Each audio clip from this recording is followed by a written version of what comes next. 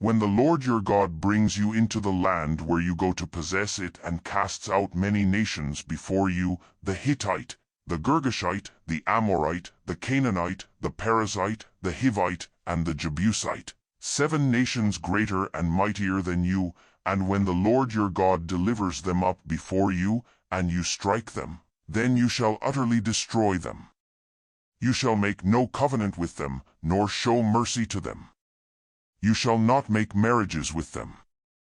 You shall not give your daughter to his son, nor shall you take his daughter for your son. For that would turn away your sons from following me, that they may serve other gods. So the Lord's anger would be kindled against you, and he would destroy you quickly. But you shall deal with them like this: you shall break down their altars, dash their pillars in pieces, cut down their Asherah poles, and burn their engraved images with fire. For you are a holy people to the Lord your God. The Lord your God has chosen you to be a people for his own possession, above all peoples who are on the face of the earth. The Lord didn't set his love on you nor choose you because you were more in number than any people, for you were the fewest of all peoples, but because the Lord loves you, and because he desires to keep the oath which he swore to your fathers. The Lord has brought you out with a mighty hand and redeemed you out of the house of bondage, from the hand of Pharaoh king of Egypt. Know therefore that the Lord your God himself is God, the faithful God, who keeps covenant and loving kindness to 1,000 generations with those who love him and keep his commandments, and repays those who hate him to their face, to destroy them. He will not be slack to him who hates him. He will repay him to his face. You shall therefore keep the commandments, the statutes, and the ordinances which I command you today, to do them. It shall happen, because you listen to these ordinances and keep and do them, that the Lord your God will keep with you the covenant and the loving kindness which he swore to your fathers. He will love you, bless you, and multiply you.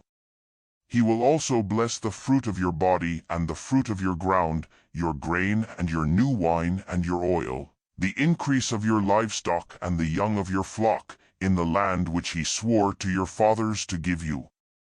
You will be blessed above all peoples. There won't be male or female barren among you or among your livestock.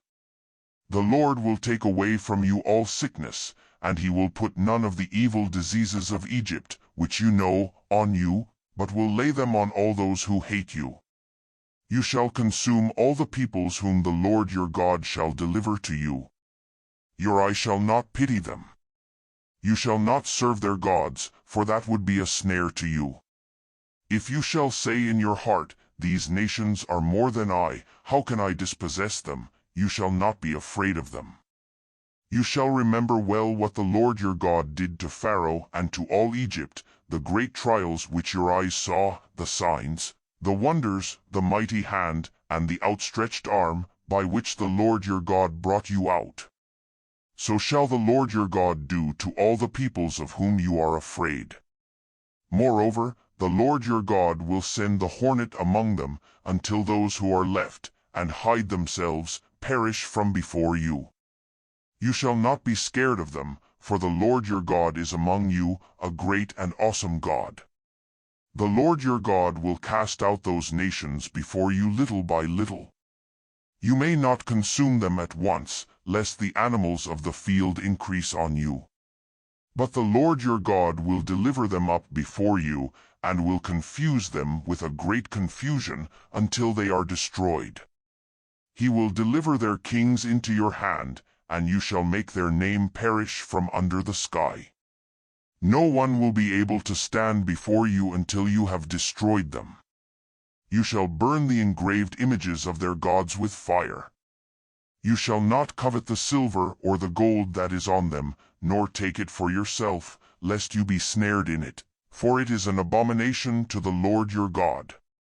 You shall not bring an abomination into your house and become a devoted thing like it. You shall utterly detest it. You shall utterly abhor it, for it is a devoted thing.